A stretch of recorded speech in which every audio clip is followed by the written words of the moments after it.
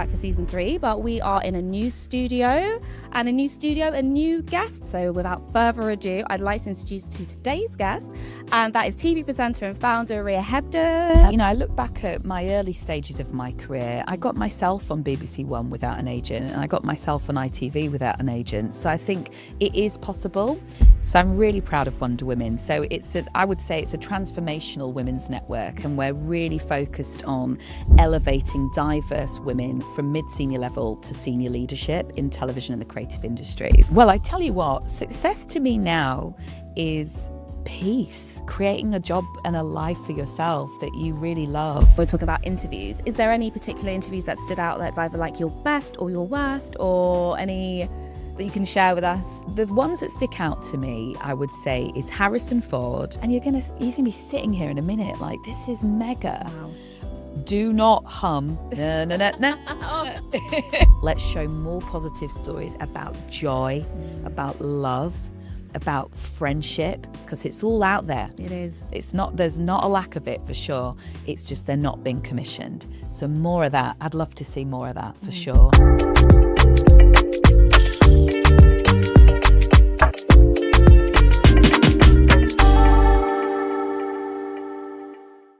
Hi Black Circle family, and we're back for season 3. And not only are we back for season 3, but we are in a new studio, and a new guest. And so without further ado, I'd like to introduce to today's guest, and that is TV presenter and founder Ria Hebden. Hello, so good to be here. Ria Hebden, you work on and off screen. You're helping to shape a more inclusive creative industry. That is the mission. That's the mission. And I know that I always like to start with like the origin stories. And your origin story, you came from up north. Yes. So I was actually born in London, Yeah. in East London, but I was raised in West Yorkshire because my mum is from there. And I'll always remember how I first got interested in television because I was 6 years old and my grandma took me to a museum in Bradford in West Yorkshire, and there they had like a makeshift studio like this, and you got to sit in the presenter's chair and read the autocue, and I knew from 6 years old sitting in that chair I was exactly where I wanted to be. Oh, that's amazing. It was like this kind of that kismet kind of divine spark of knowing, okay, this is going to be the path for me. Yeah, That's a really incredible. strong feeling of just, yep, this is for me. Yeah. So with that trip, who kind of poured into you early on and shaping the standards for you and that path and that progression? I think my family have always been very positive. They've always been grafters. I'm from a working class background. Both my parents were self-employed. My stepdad always kind of raised me believing that I could be anything that I wanted to be. I always remember on the way here, I was thinking about this. I always remember him saying to me, Ria, having money doesn't buy you class. It's how you live your life. It's how you carry yourself. It's how you prepare for the next day, the night before. It's a lifestyle, not how much money's in your bank. And so I've always had that in me that, you know, you present yourself well, you get organised, you can really do anything if you work hard and you focus. And so they are really integral for me in being successful and being very driven. It's about those values, isn't it? Rather than, you know, I think when you look at society today, there's so many people that it appears like the success is there, but it's the way that you treat people. And it's very telling if you're not good to service staff or, you know, again, like you can't buy class, which is such a true value to carry. Always be nice to taxi drivers, Oh, cleaners, yeah. runners. Yeah. They might be your boss one day. Exactly. And I know that we spoke about that moment for you sitting in that chair and reading that auto cue. But was there any other defining moments when media or television stopped being something you consumed and then it started feeling somewhere like you wanted to belong? I think I've always been very curious about people, always curious to know their stories, why they are the way they are, what support they've had, what support they didn't have that have shaped their kind of experience. I think growing up in a place where it was really diverse, people from all different walks of life, but seeing the haves and the have-nots, and just always been curious why that is. That really shaped my education. I always studied media communications, performing arts, sociology, always very interested in people. I remember being about, what was I? Was probably 17, 18 at college before I went to university, and doing a media A-level, and just had this most amazing college lecturer who really would sit and talk to us about representation and how does that make you feel if you see yourself represented, and how does it make you feel if you don't see yourself represented. And he really instilled a kind of belief that, you know, we are all agents of change, and actually life doesn't just happen to us. We can shape it for ourselves and change things if they don't sit right with us. So I really came away from that course feeling like I definitely want to be part of the industry, and I really want to shape representation because it's so powerful. I'm going to come on to your Wonder Woman work and how you're shaping representation through that. But I just want to stay on that theme of kind of our early supporters and how integral they are. I'm thinking about the earlier examples of representation. And I'm trying to think, like, who would there be on TV? I think there was like the Crystal Rose show. We had I don't remember that. What's Crystal Rose? I don't want to sing the jingle. It's like the Crystal Rose show. I love that.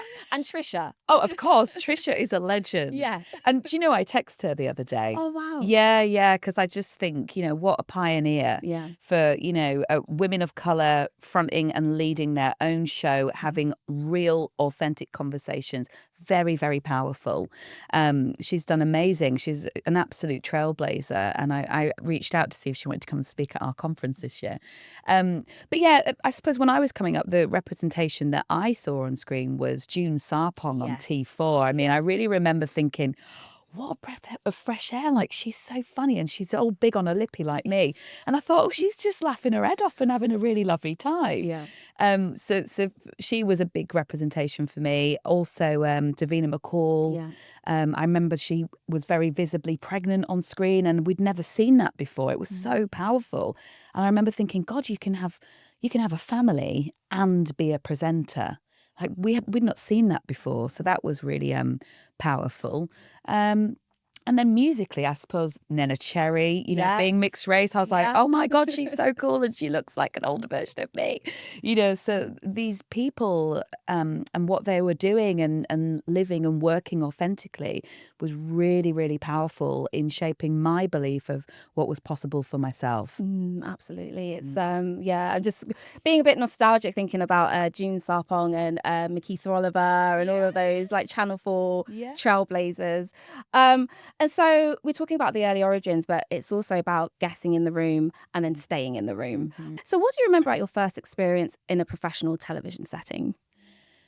Oh, so I suppose the first, I suppose one of the strongest memories was when I was part of a team at the BBC where we were working on this campaign called Expert Voices, and we were really put together to source and find 100 on-screen experts who could go on television or be on Radio 4 and talk, you know, from their area of expertise to mix up the talent pool of experts that the BBC were using, because, you know, it was just the same old Johns and Jeffreys from Oxford. Yep. And it was like, we've got lots of other people out there. Let me show you where they are. So we went and found 105 in the end. And these are experts in law, medicine, art and culture, all these different things, history, really, really incredible people. And we brought them into the BBC for across all the country for a day where they sat in the studio of The One Show, or they sat in the studio of Radio 4 Women's Hour or whatever, and they got that experience. So the idea is that when production companies or news channels call for a new expert, they feel confident and impassioned to walk into that space knowing, I've got this, because I know what I'm talking about from an expert level, but I also don't feel uncomfortable going into that live environment. So that was a really fulfilling project that I worked on. And it's amazing because I think about 90% of them are still on screen today. So it's amazing to see that they're actually really getting paid work and they're used all the time. But I remember being in the One Show studio with them, and I remember sitting on the sofa and looking down the lens at the camera and thinking, oh yeah, you're going to be here one day for sure. Like, I just had such a strong feeling. And so it was really profound when, God, it must have been about maybe a year later, I had a meeting with some execs in Manchester, and they're like, we'd really love you to present the next series of Sunday Morning Live on BBC One. And I was like, oh, I'd love to do that. Where's it filmed? And they're like, in the One Show studio. And I was like, of course it is, on that sofa where I said, oh, yeah, I'm going to be here one day. That's so fantastic. very surreal to be sat there, you know, a couple of months later going live to the country on that sofa, having felt that energy before, you know. And it was only a couple of months before, in between, where you said, I'm going to be here, and then it actually happened. So I guess that spirit of like manifestation and really putting intention into what you believe. It's very and driving that forward. powerful. Yeah, it is. Wow. We need to do more of that. And so what did you quickly learn about the difference between talent and longevity? Oh, that's a good question, because I think you can't have longevity if you don't have talent. Yeah. But at the same time, I think there are a few faces in the industry that have had very long, successful careers. And I don't think that's always down to just talent. I think it's having really excellent agents, and they have really great relationships with broadcasters and companies. And so I think sometimes that can create a false idea of talent. I think certainly that's where nepotism can come in. But I would say to people listening, you know, if you're really passionate about having a career in media and you are talented and you really see yourself doing nothing else, then absolutely go for it. Because I think the industry cannot deny talent. Right. So you've just got to keep at it, and it will, you know, nothing that's meant for you will ever pass you by. It's really, really weird how it comes around. But Strong believer in that. It comes around. Yeah, it does. And just going back to some of the long-term players who have been kind of on our screens for decades now, and it doesn't seem like we're changing the formats. Do you think there's a culture in Britain where we've just become so comfortable with seeing a archetype of character on our screens, and it's going to be too hard to push past that or present other people? I know that we're doing it slowly, but what will the shift take for us to start to get fresh talent onto our screens? It's such a good question. I love that. I think, you know, there's a lot of intention, good intention to mix things up. There's a lot of people across all of the broadcasters really trying to do that. I think in the current climate, because there's so much disruption in every sector, I think the default for most businesses is to revert back to what we've always done because it's keeping everything safe and stable. But I think that the risk in that is that you lose all that creativity and that beautiful, rich collaboration that comes from new voices, new energy, new perspectives. And, you know, ultimately, I think broadcasters risk losing their audience because, you know, we're bombarded with content and different things to watch, you know, and because of technology, which is really exciting. I know people are quite afraid of AI, but I see lots of positives that come with that because we've got so much access to alternative programs and new, you know, voices. There is the risk that if you just revert back to what we've always done, you lose your audience and they'll go somewhere else.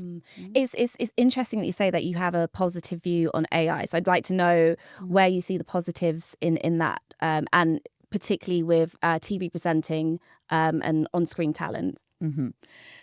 Well, I was basically at the World Economic Forum in Davos last year, which was an amazing opportunity. I was hosting a stage for CNBC for a whole week, and that was live streamed to America.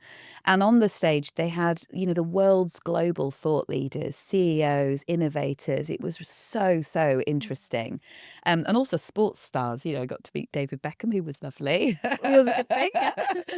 But, you know, to be in that room and just absorb all of those conversations and just to hear the innovation and the opportunities that were coming, it was very energizing rather than, you know, fear mongering. It was like, look at the opportunities that are coming that will streamline processes and make things more efficient and allow people to collaborate in a quicker way. And so I came away thinking, oh, that's really interesting. I wonder how that will impact television.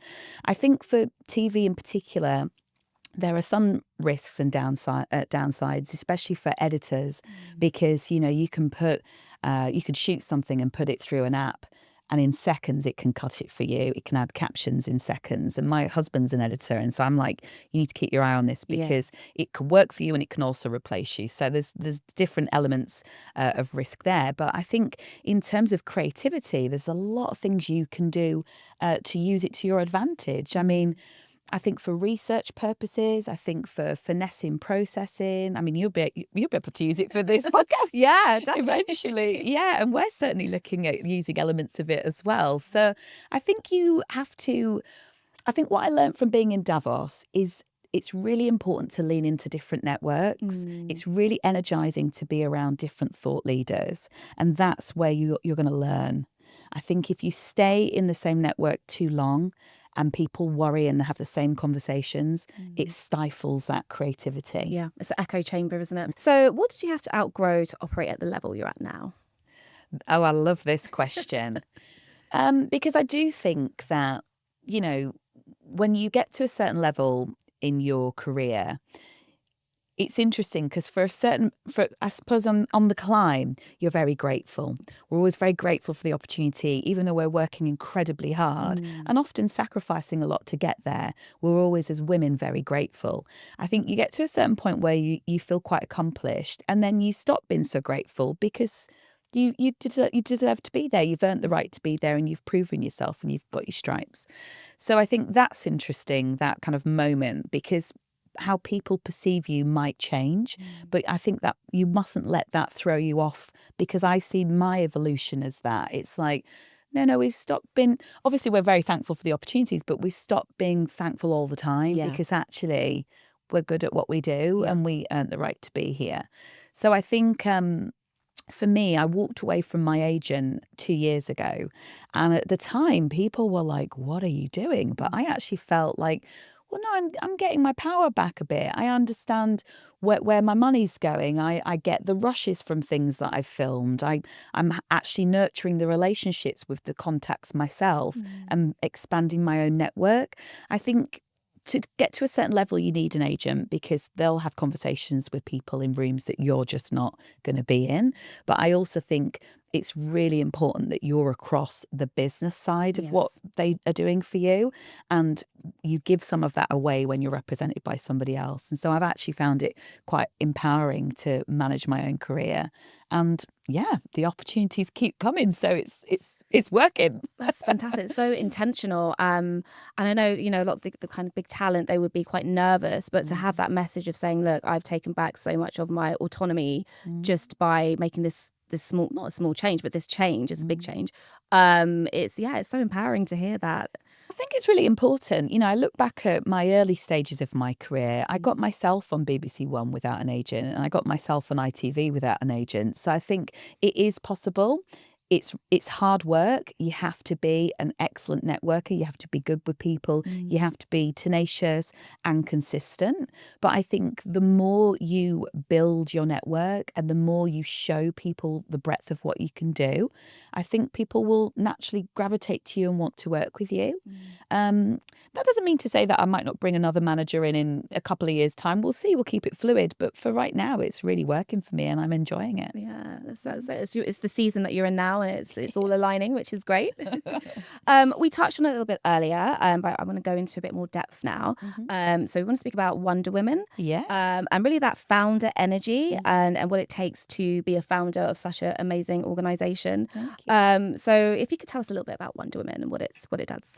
So I'm really proud of Wonder Women. So I would say it's a transformational women's network, and we're really focused on elevating diverse women from mid-senior level to senior leadership in television and the creative industries. Our mission is to really ensure that we've got that intersectionality at every level of senior leadership. I think, there's some companies that are doing really well in terms of female representation, but it's just not quite there yet. And especially for people from marginalised backgrounds, there's not enough people around the board level from working class backgrounds who live with disabilities, who are from the LGBTQ plus community. And I just think, having those perspectives around the decision-making table where they have autonomy and access to budget, that's where you're really able to influence and change things. And we're just not there yet. So I really am passionate about using our live events that we run through Wonder Women, our year-long mentoring program that elevates future leaders, our podcast and our members site, using all of that to help lift women up. Amazing. And it's just kicked off as well, hasn't it, in January? Season 5, our 5th cohort of the mentoring program. Yes, in partnership with Prime Video Pathway, which is part of Amazon. I'm really proud of that. We've just onboarded 62 women. It's nationwide, and they are paired with senior mentors in the industry who work for the likes of Warner Brothers, Discovery, Disney, the BBC, Channel 4, who else? Amazon, that will help them through a whole year get to where they want to be in their careers. How valuable is that? That's incredible to have that game mentorship. Changing. Yeah. I realised that, mentorship is something that is fairly new. I think it's been happening for men for years on the golf courses, in the private members clubs, very discreetly. But I think for women, we've not really had that support network, and it's really integral to helping you achieve what you want to achieve for yourself.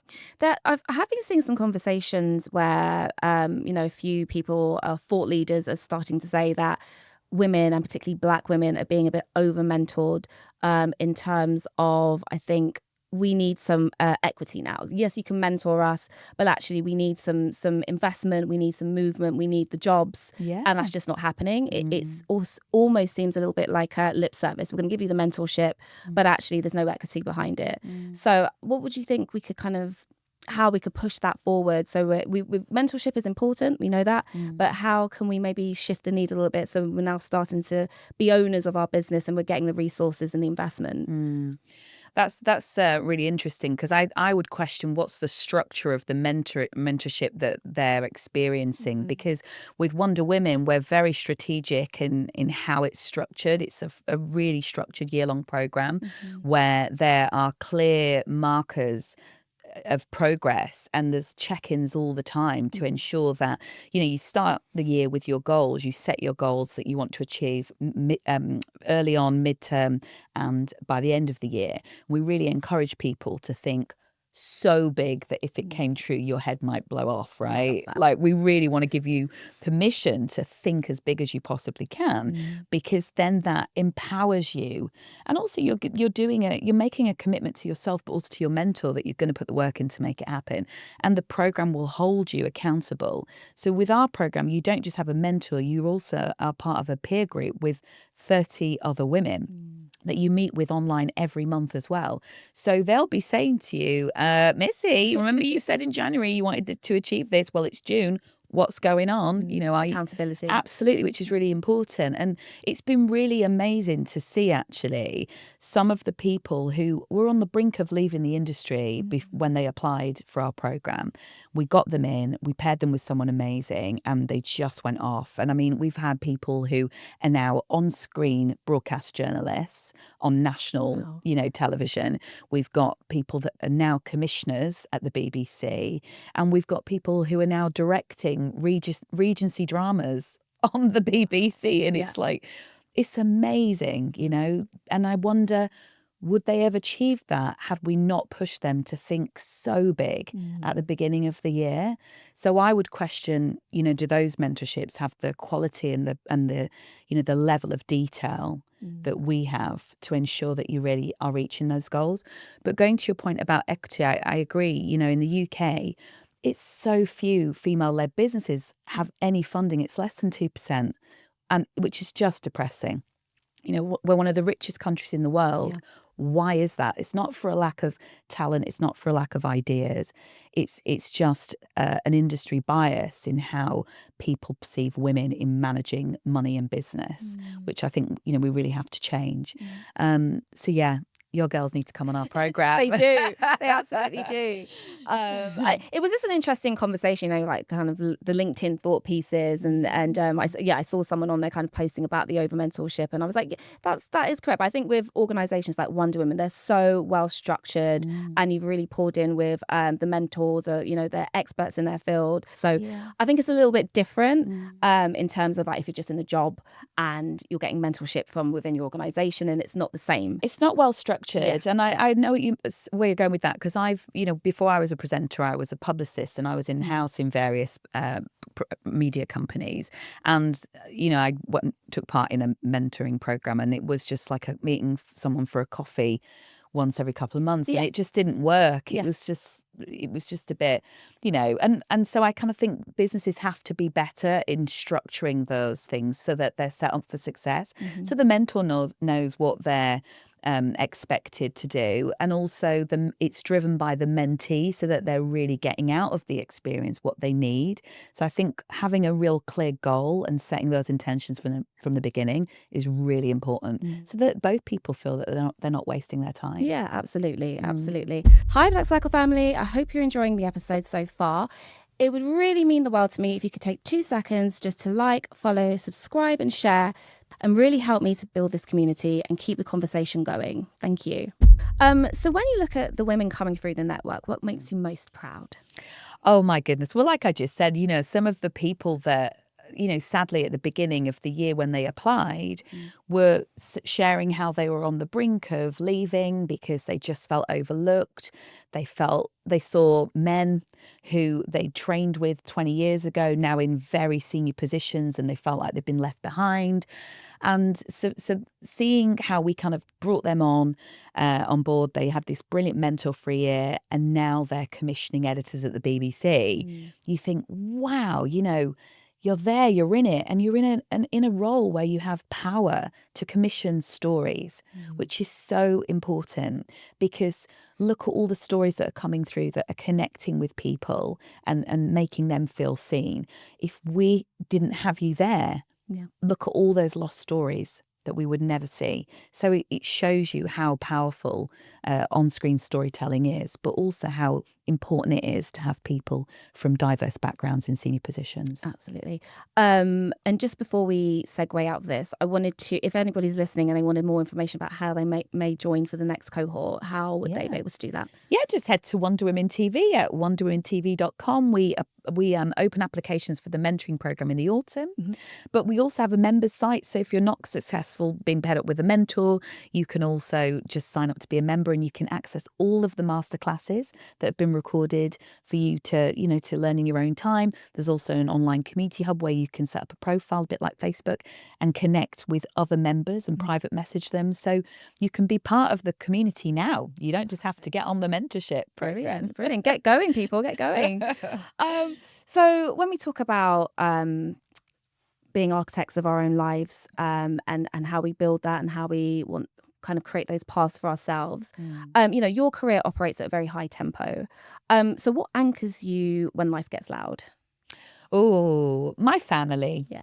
I'm really proud that I've got 2 kids and a husband. We're very kind of grounded, and we go for nice walks with the dog. And, I practice yoga, like my little yoga community. And yeah, life is very glamorous when you're in television, and I love that, and I don't take it for granted. But I think I love nothing more than chilling on the sofa with no makeup on, hair in a messy bun, watching a movie with snacks with my kids, or friends coming round for a nice Sunday roast, bit of karaoke, keeping it real,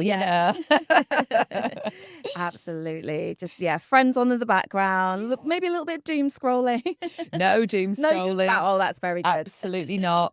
I'm real big on that as well. I don't do any doom scrolling. I don't watch any news before bed ever.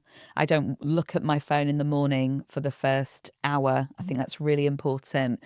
We actually meditate as a family every morning for 15 minutes, no matter what. And we listen to Insight Timer, which is a game changer, every night. Oh, I love Insight Timer. Okay, I don't want to plug them too much, but what is Insight Timer? So it's a brilliant, it's an app where they have like soundscapes, relaxing music, meditation things.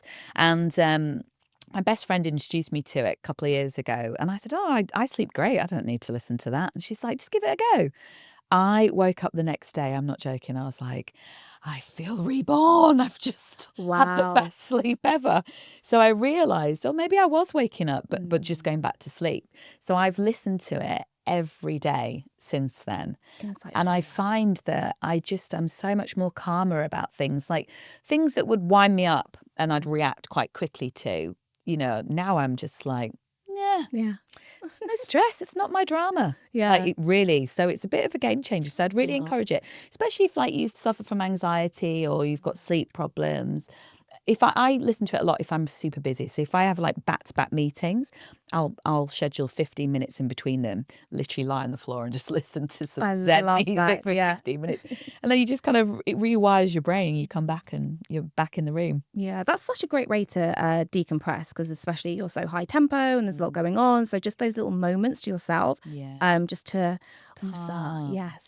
Well, I realise now, like there's a lot of adrenaline, right, that comes with the excitement of life, and you carry that in your body. And so I'm really learning the importance of releasing that. So I have like regular massages, because you don't want to be carrying that around. You start getting neck problems and all sorts. So Oh, yes.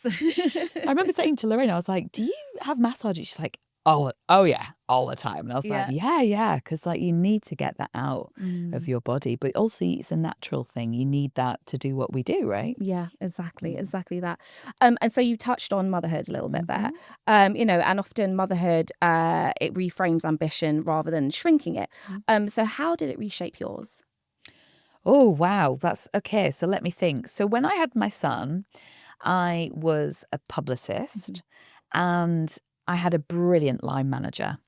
Brilliant. I mean, within seconds of me telling her I was pregnant, because I was really nervous about that, she was like, this is so exciting. It's going to be amazing. We'll get you everything you need. And I remember thinking, wow, like what a brilliant, like woman, that this is not a scary thing. I'm not going to lose my job. Like, I'm supported here.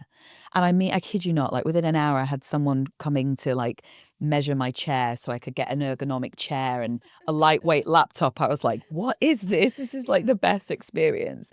But then I realized it wasn't like that for everyone, because I'd speak to other people around the business and they were like, no, you've just got an amazing line manager. So that really taught me about, it's not like that for everyone. And why is that? So that was interesting. And this totally has shaped my, the creation of Wonder Women and how we like support working mothers. And then when I had my daughter 8 years ago, I was, an established freelance presenter. So not having that support network, really having to think strategically about saving my money, lining up work for when I wanted to start working again. And I remember she was 4 days old, stuck to my boob, and I pressed live on the Wonder Women website, and it was a real moment of like, I've literally birthed a baby and now I'm birthing a business baby. Wow. But just amazing that she has really been with me on this journey the whole time, and it's a wonderful thing. But I realize how different the experience is if you're a freelancer having a child than if you're in-house and you've got like, maternity pay and all of that. So yeah, it's just interesting, the setup. And I still don't think we've got the childcare piece right at all in this country. We're one of the richest countries in the world. And yet it's still so difficult for women to get back into the workplace when they want to. And it just isn't good enough. As businesses, we are losing a wealth of talent in women and all that expertise. It's like, that's so detrimental to your business. Don't be so naive, like you want to make it so easy for them to come back and then feel supported so that your business becomes somewhere that everyone wants to work. And it's, when you're saying that we're losing all that talent, it's like, how do they get reabsorbed back into the talent pool? There's so many barriers there. So what does success mean to you now that your younger self might not recognize? Oh, so success now. Well, I tell you what, success to me now is peace.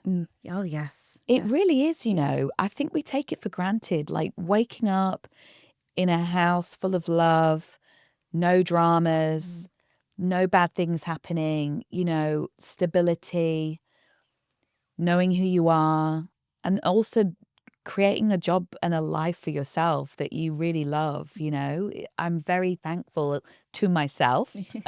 Yes. Yep. I am. I'm really thankful that I believed in myself and that I put the time in and I grafted and I sacrificed, and we've been able to build this life. And I'm thankful to my parents for instilling that, fire in my belly, as we call it in Yorkshire. And also to all the people that have supported me, because my goodness, there's been so many friends. My family live in Yorkshire. My husband's family are in Birmingham, but our London family is huge of our friends. And over the years, I don't think there is not one friend who hasn't helped look after my kids, like help me so I could, be somewhere in the world doing something that I really love. And so when I have the on-screen success interviewing, I don't know, Sigourney Weaver, who is an icon, mega moment. Yeah. When my friends see that and they message me, they're always like, "Oh my God, I'm so proud of you," because we all remember there must be thousands of times where someone has had to help me so I could do something, which has led me to that Sigourney Weaver interview. It's your village. You've built an absolutely amazing village. Of our London family. Yeah. Just diverting a little bit, we're talking about interviews. Is there any particular interviews that stood out that's either like your best or your worst, or any that you can share with us? Yeah, of course. I don't have a worst one. I honestly, I've never had a bad interview with someone yet. There's still time. There's the ones that stick out to me, I would say, is Harrison Ford. Ooh. He was great just because we were in Cannes. It was the film festival and it was the night before the big premiere of Indiana Jones. And I remember sitting there and thinking, oh my goodness, like Ria, when you were little, like you watched these movies every Sunday and you love these movies. I still watch them, as a little kind of Sunday chill movie because they're just brilliant action movies. And he's going to be sitting here in a minute like, this is mega. Wow. Do not hum. No, no, no, no. Do not hum that when he's here. Because I could feel myself singing it, and I'm like, do not do that, because he will really find that irritating.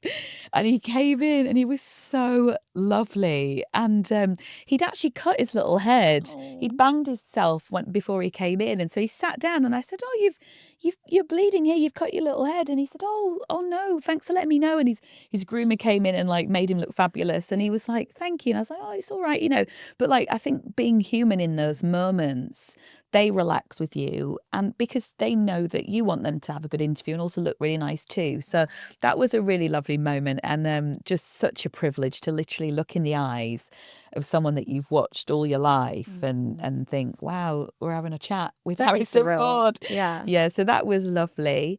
I met Tom Cruise once when I was hosting a premiere in Leicester Square, and I introduced him on stage, but I had to kind of come off as he came on, so we didn't see each other. And then the Odeon manager said to me, look, if you hang back just a minute, like you'll get to walk up with him. So I was like, thank you so much. So I hung back, and his security guard was just like, yeah. So we just had this like, honestly, like 6-7 minute chat strolling up to the movies, and I got to like properly chat with Tom Cruise. Wow. And I said to him, Tom, you should know, when I was a media student, I did my exam on the original Top Gun. No. So how weird that, all these years later, I'm introducing you here at the Top Gun Maverick premiere in Leicester Square. So many full circle moments. It's really brilliant to see that in action. Amazing. And he said, oh my God, that's so wonderful. I love stories like that. And I was like, oh my God, he's properly looking me in my eye. He was just so lovely. And we got to the top of the escalator and he said, we should have a selfie. And I was like, okay, we should have a selfie. So we took a selfie. I was like, thank you. And his team came up to me and they were like, you are so lucky. Because he spent so much time talking with me. And like I shook his hand and I was like, I'm now a Tom fan for life. Like he was just the most loveliest person. So gosh, that's fantastic. I know there's a little story of Idris Elba as well. Oh, we love Idris. Yes, we must talk about Idris because this was when I was quite early on in my career. So I'd managed to get myself on the red carpet at the Screen Nation Awards, which was this brilliant awards show that really championed up and coming talent. And I managed to get a friend who was a training camera person to come on the red carpet and interview with me. And I knew that everybody else would be asking questions about, is there going to be another series of Luther? He'd just done really well in America on The Wire. Yeah. And I just thought, no, I want to ask him, as a Black British actor, what's the experience been like for you getting all these amazing opportunities in America, but not in the UK? And like, what can British broadcasters learn from how American broadcasters are doing things differently? So I asked him that on the red carpet, and he just looked at me and was like, love that question, because it's actually about what's going on in the industry right now rather than the kind of fluffy stuff. And so he said, I think broadcasters here can learn a lot from the US because they really understand their market and just so many diverse different people, and the diversity is embedded in American TV shows. This is why I love shows like Grey's Anatomy and Scandal. It's like, it's so just real. It's not like, oh, there's a person of color. It's like, no, natural, organic. It's just real life, right? Yeah. And so he talked about like how Americans really understand their market. And so it's not just this, we need to have a person of color. It's like embedded in everything that they do, and also behind the scenes as well. So that was a really important interview for me. And I knew after that, I was like, oh, that is just gold dust. So I took that to commissioners at ITV and different broadcasters. And then that kind of really started my career with ITV. Oh, so he was the launch. Well, they were just like, Ria, that's amazing. You got yourself at that event. You got your own professional crew down there. You got a great interview with someone who is now a global megastar. And you're actually, asking questions of substance. So you're intelligent. And I think that's really important as well, like to not be afraid to ask intelligent questions, because the talent really want that. Yeah. They don't want to be asked the same questions over and over again. And, they've got things to say. Yeah, exactly. Just being bombarded with the usual, what are you wearing? And all of that. Yeah, we're over that now. Let's dig a bit deeper than that. But that's so interesting that you took your own initiative, your own camera crew. I'm thinking that you're doing this with a company or through a production house, but just all on your own steam. Yeah. Can we talk about that a little bit? Yeah, I mean, I think for people, if you're just starting out, it's really important to collaborate with other creatives. So go to events where you're going to meet other creatives. That's the most important thing. Go into spaces where you don't know anyone, and don't be afraid, because everyone else going there doesn't know anyone either. So that removes the fear of networking. And then ask people what their ambitions are, what they want to do, see what their skills are. I remember meeting a guy who was an aspiring camera person, and he had a camera, just a Canon 5D, but you could film on it. So I was like, well, that'll do. Yeah. and he wanted practice in filming people, and so I said, oh, well, come with me. We'll go down to, I don't know, London Fashion Week and just do some vox pops. And we just started doing that. And that's important too. Film in different environments so that you learn about what feels good for you, what feels out of your depth. And also you'll encounter challenges. So when you film outside, you really learn to understand and respect sound, aeroplanes, traffic, people, people honking horns, all the things will ruin your edit. Yeah. Oh, yes. So that's important.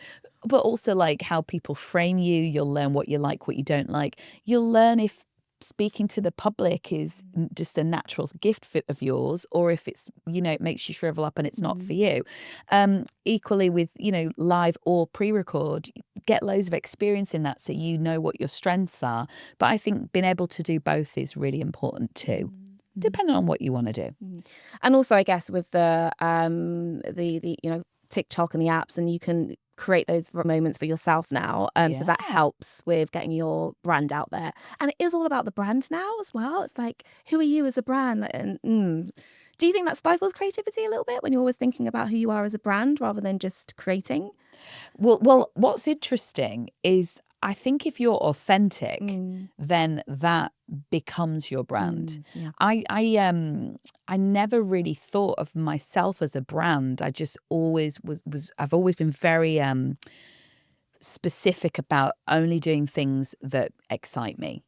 So if I get asked to do something and I'm like, oh, it's not really, then it's a no. Yeah.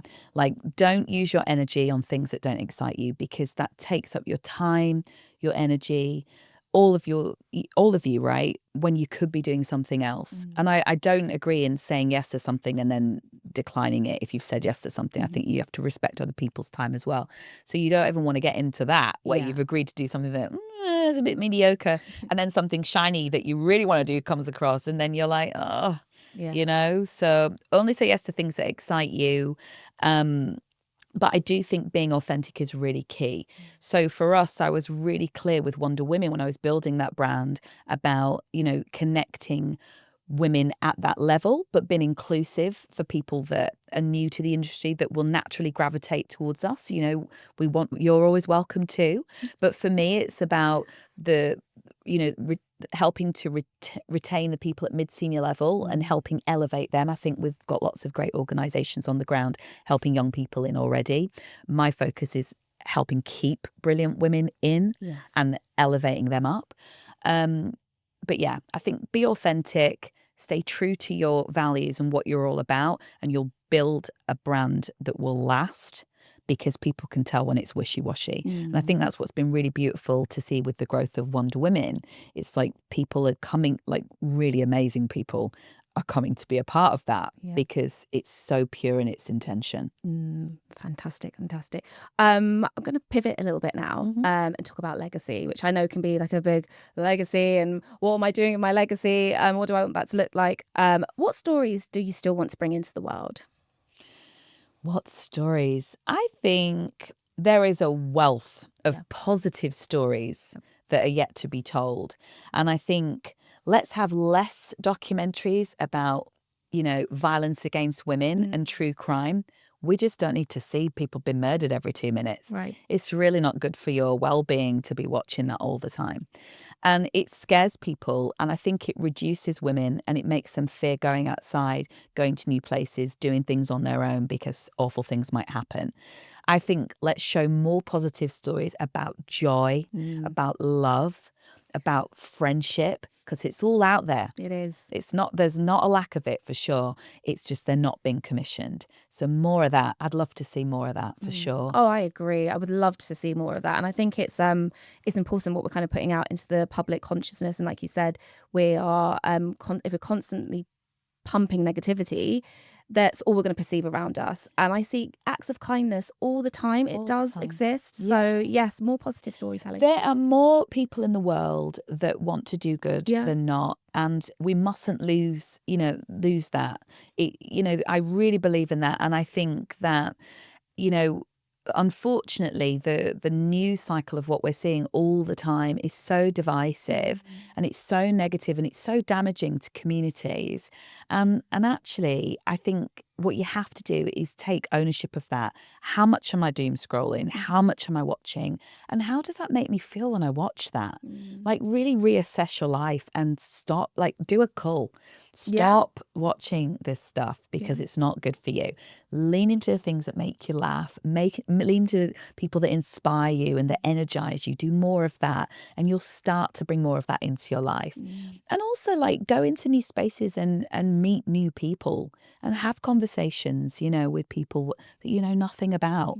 It might surprise you. Yeah. Lean into joy more. Lean into joy. If the industry fast forwarded 10 years, what change would make you feel proud to have been part of this era? Oh my goodness. Well, with the innovation that's happening right now, it's like God knows what we'll be doing in 10 years' time. We'll probably be flying around in little space cars and stuff, won't we?